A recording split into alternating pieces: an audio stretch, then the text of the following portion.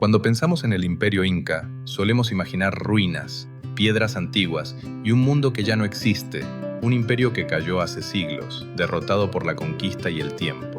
Pero, ¿y si eso no fuera del todo cierto? ¿Y si el Imperio Inca no hubiera desaparecido, sino que hubiera cambiado de forma? Porque hay imperios que mueren cuando caen sus ejércitos, y hay otros que sobreviven en algo mucho más profundo, en los caminos que seguimos recorriendo, en la forma de cultivar la tierra, en las palabras que aún pronunciamos, en la comida que llevamos a la mesa y en los saberes que se transmiten sin escribirlos. Este no es un video sobre un imperio del pasado, es un viaje por un legado que sigue vivo hoy, en los Andes, en el Perú, y en millones de personas que quizá no lo saben, pero lo viven todos los días. A lo largo de este documental recorreremos los caminos que aún conectan montañas y pueblos, los sistemas agrícolas que siguen alimentando comunidades, el rol de la mujer como pilar silencioso del mundo andino y hasta los sabores que heredamos de una civilización extraordinaria. Porque el Imperio Inca cayó como Estado, pero como forma de entender el mundo, nunca desapareció. Únete a Storylab. Dale like y suscríbete para seguir explorando el pasado. Los caminos que aún conectan. Todo imperio necesita algo más que ejércitos y ciudades. Necesita conectarse. En el mundo andino, esa conexión tomó una forma extraordinaria, el Capac Ñan, la gran red de caminos del Imperio Inca. No fue un sendero aislado, fue una estructura planificada, extendida y mantenida durante generaciones. Cuando observamos su recorrido completo, la magnitud impresiona incluso hoy. Desde el norte, en las tierras altas del sur de Colombia, el camino comenzaba a descender por la cordillera andina, atravesando lo que hoy conocemos como Ecuador y Perú, el corazón político y simbólico del imperio. Desde allí, continuaba hacia el altiplano de Bolivia y se extendía hacia el sur, cruzando valles, montañas y desiertos hasta alcanzar los territorios del actual Chile y el noroeste argentino. Más de 30.000 kilómetros de caminos interconectados, no una línea, una red. Pero este sistema no apareció de la noche a la mañana. Los incas heredaron rutas más antiguas, senderos usados por culturas previas durante siglos. Su genialidad no fue inventarlo todo desde cero, sino integrar, ampliar y estandarizar. Bajo el dominio inca, los caminos fueron reorganizados con un propósito claro: permitir el control del territorio, el movimiento rápido de personas, el traslado de alimentos y la transmisión de información. Cada cierto tramo se construyeron tambos, espacios de descanso, almacenamiento y control. Nada quedaba al azar. Donde el terreno era amable, los caminos eran amplios y rectos. Donde la montaña se imponía, los incas tallaron escalinatas directamente en la roca.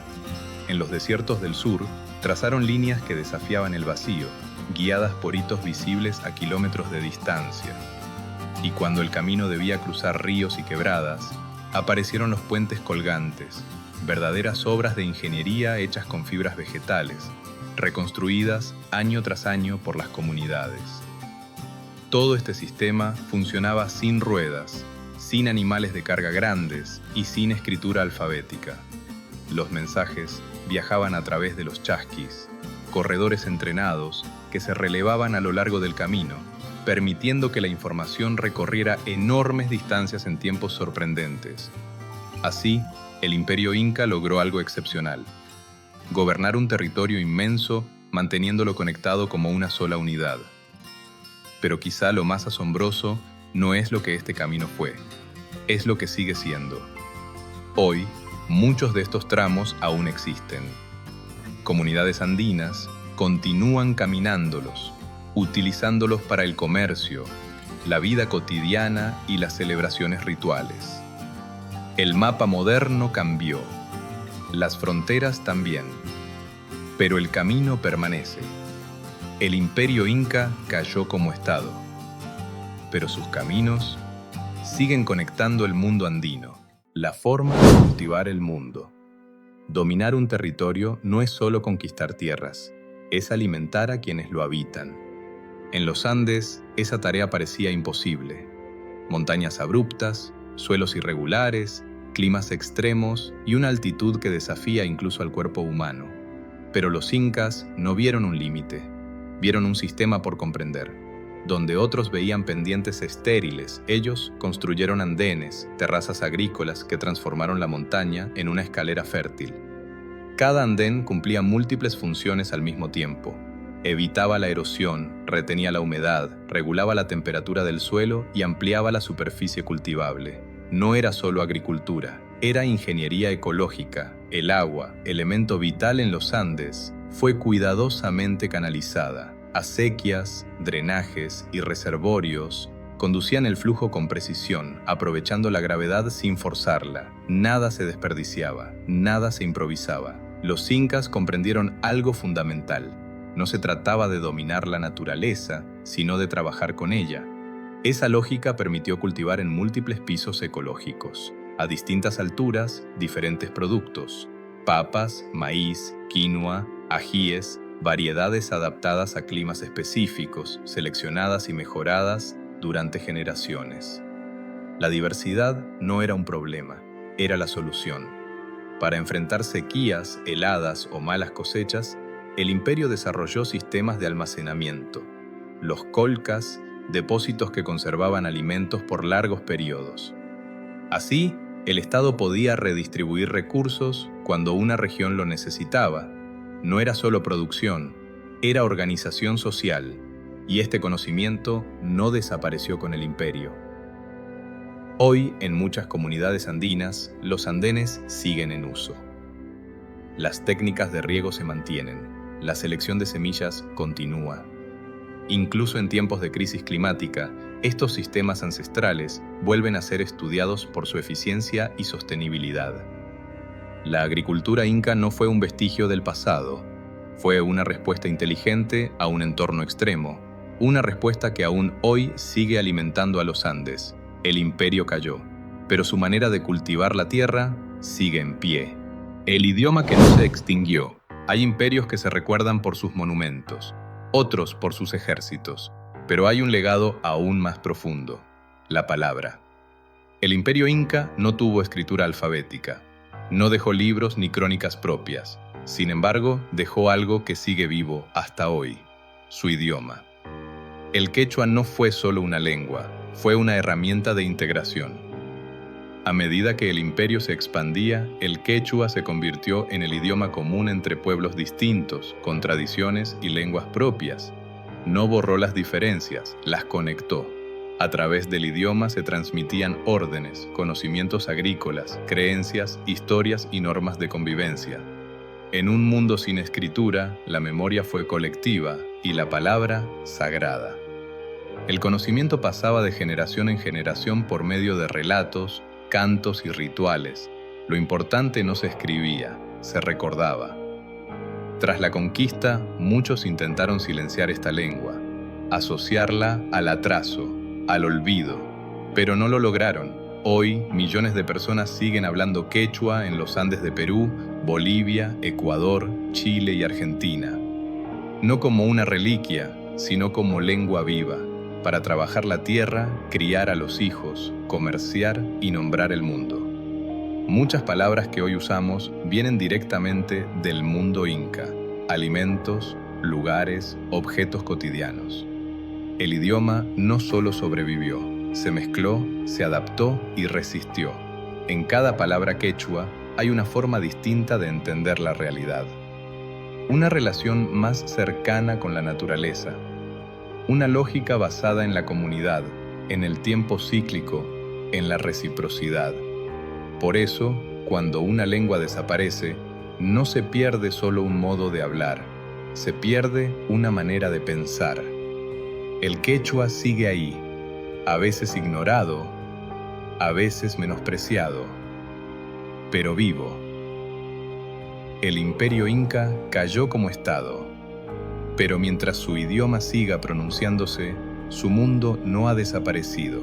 La mujer inca, el legado que sostuvo al imperio. Cuando se cuenta la historia del imperio inca, casi siempre se habla de emperadores, conquistas y arquitectura. Pero hay una historia que rara vez ocupa el centro del relato: la historia de las mujeres. En el mundo andino, la mujer no fue una figura secundaria, fue eje de la vida económica, social y simbólica. Desde temprana edad, las mujeres aprendían a trabajar la tierra, a seleccionar semillas, a conservar alimentos y a entender los ciclos de la naturaleza. No era solo trabajo, era conocimiento transmitido. Uno de los pilares de este mundo fue el tejido. Tejer no era una actividad doméstica menor, era un lenguaje. Cada prenda expresaba identidad, estatus, pertenencia y función. Los textiles incaicos fueron tan valiosos que incluso superaban al oro en importancia simbólica. A través del tejido, las mujeres ordenaban el mundo. No solo vestían cuerpos, vestían a la sociedad. Existieron también espacios de poder femenino reconocidos por el Estado, como las ACLAS, mujeres seleccionadas por su habilidad, conocimiento y disciplina. Su rol no fue homogéneo ni simple. Cumplían funciones religiosas, productivas y políticas, y su trabajo sostenía la estructura del imperio. Pero el rol de la mujer no se limitaba a lo institucional. En la vida cotidiana eran ellas quienes aseguraban la continuidad, la crianza, la transmisión oral, la enseñanza de los saberes prácticos y la preservación de la memoria. Cuando el imperio inca cayó, muchas de estas estructuras fueron desmanteladas. Pero el conocimiento no desapareció. Pasó a refugiarse en las comunidades, en los hogares, en las prácticas diarias.